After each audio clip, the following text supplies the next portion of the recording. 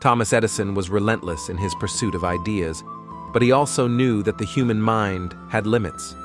When he felt stuck, he would do something unusual. He'd sit down in a big rolling chair, holding a steel ball in his hand, and let himself drift toward sleep. Beside him, on the floor, he placed a metal pan. As Edison began to relax, his mind would wander into a half-dream state, not fully asleep, but not fully awake. In that space, he believed he could tap into what he called the land of solution. It was in this borderland between conscious thought and unconscious inspiration that flashes of insight would come. When Edison slipped too far toward sleep, the steel ball would fall from his hand, clang into the pan, and jolt him awake. With notebook nearby, he'd immediately capture the ideas or solutions that surfaced. He once explained that in this state, the conscious mind lets go of its rigid patterns, and the deeper layers of creativity, what some might call the subconscious or even the spirit, are free to bring forward new connections. Edison credited many of his breakthroughs to this practice. It's a powerful reminder that solutions often don't come from pushing harder, but from quieting the mind enough to receive them. Edison called it the land of solution.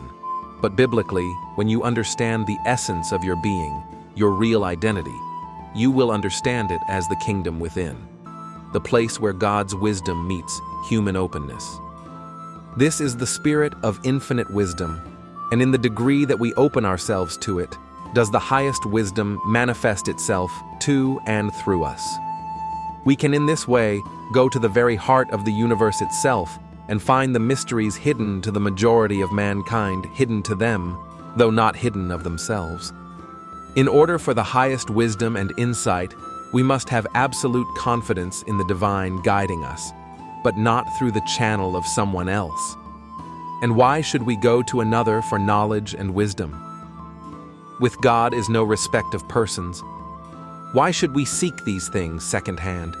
Why should we doubt our own innate powers? Why should we not go direct to the infinite source itself? If any man lack wisdom, let him ask of God. Before they call, I will answer, and while they are yet speaking, I will hear. When you understand at a deeper level that you are not just the body, that you are spirit, the very God within, you will go directly to the infinite source itself. You are no longer slaves to personalities, institutions, or books. When Moses was on the mountain, it was after the various physical commotions and manifestations that he heard the still, small voice, the voice of his own soul, through which the infinite God was speaking. If you will but follow this voice of intuition, it will speak ever more clearly and more plainly, until by and by it will be absolute and unerring in its guidance. The great trouble with a lot of people is that they do not listen to and do not follow this voice within their own souls, and so they become as a house divided against itself. They are pulled this way, and they are never certain of anything. Edison trained himself to listen so carefully to this inner voice. He acts so quickly and so fully in accordance with his intuitions, and his life as a consequence is so absolutely guided by them that he always does the right thing at the right time and in the right way. He always knows when to act and how to act, and he is never in the condition of a house divided against itself. The God within is not to be set aside, but we are to be continually illumined by this higher spiritual perception, and in the degree that we are thus illumined, we will become an agent of light and power. When one becomes thoroughly individualized, he enters into the realm of all knowledge and wisdom. And to be individualized is to recognize no power outside of the infinite power that is back of all. When one recognizes this great fact and opens himself to this spirit of infinite wisdom, he then enters upon the road to the true education, and mysteries that before were closed now reveal themselves to him. This must indeed be the foundation of all true education, this evolving from within, this evolving of what has been involved by the infinite power. All things that it is valuable for us to know will come to us if we will but open ourselves to the voice of this infinite spirit. It is thus that we become seers and have the power of seeing into the very heart of things. There are no new stars, there are no new laws or forces, but we can so open ourselves to this spirit of infinite wisdom that we can discover and recognize those that have not been known before. And in this way, they become new to us. When in this way we come into a knowledge of truth, we no longer need facts that are continually changing. We can then enter into the quiet of our own interior selves. We can open the window and look out, and thus gather the facts as we choose. This is true wisdom. Wisdom is the knowledge of God. Wisdom comes by intuition that is far transcends knowledge. He who would enter into the realm of wisdom must first divest himself of all intellectual pride. He must become as a little child.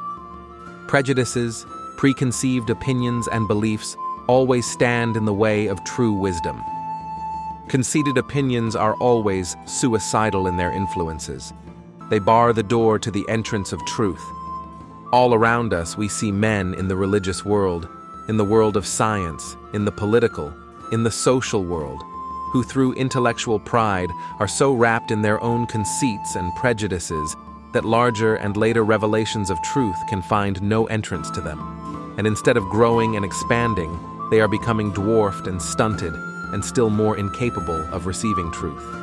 When the steam engine was still being experimented with, and before it was perfected sufficiently to come into practical use, a well-known Englishman, well-known then in scientific circles, wrote an extended pamphlet proving that it would be impossible for it ever to be used in ocean navigation, that is, in a trip involving the crossing of the ocean, because it would be utterly impossible for any vessel to carry with it sufficient coal for the use of its furnace.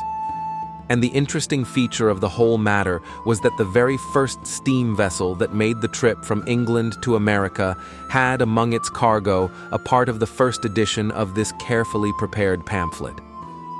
This seems indeed an amusing fact, but far more amusing is the man who voluntarily closes himself to truth because it does not come through conventional or orthodox or heretofore accepted channels, or because it may not be in full accord with, or possibly may be opposed to, established usages or beliefs. What is the truth? The truth is, you are God at the very center of your being. Within you is a realm of infinite consciousness, the land of solution to every problem or challenges life may throw at you. Open yourself up to this intelligence and watch life radiating beautifully before you. Now that you know this, go out and do exploits, because you are more than you think. Don't forget to click the subscribe button to subscribe to our channel for more videos that remind you of your true identity.